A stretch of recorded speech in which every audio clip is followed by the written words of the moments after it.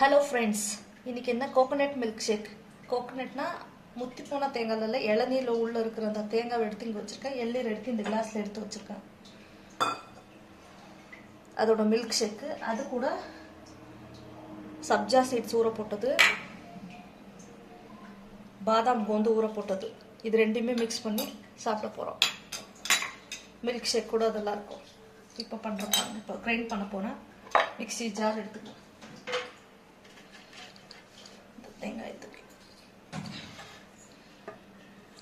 ஜாருக்குள்ள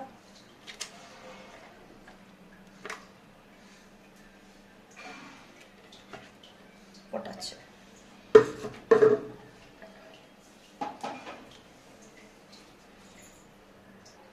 இப்போ கிரைண்ட் பண்ண போறப்ப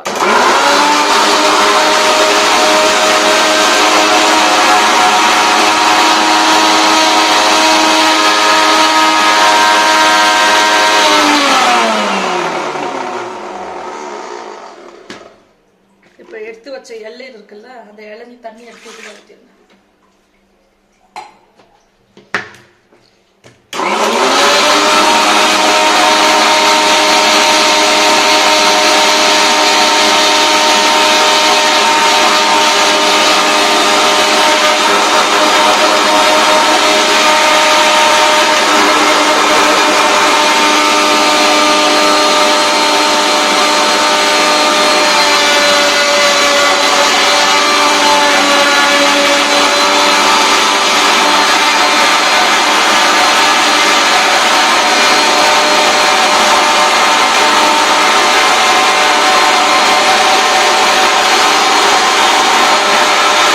நல்லா கிரைண்ட் பண்ணியாச்சு, ஸ்மூத்தா பாருங்க.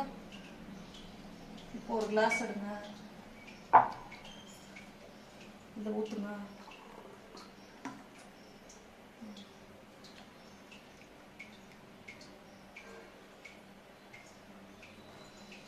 செமையா இருக்கு. பாதாம் கோந்து 2 டீஸ்பூன்,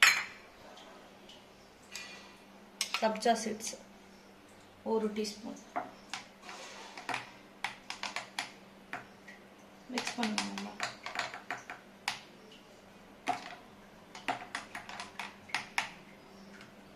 ஃபுல் பாடி கூலிங். இதுவும் மில்க் ஷேக். இப்போ டேஸ்ட் பார்த்து சொல்கிறேன் பாருங்க.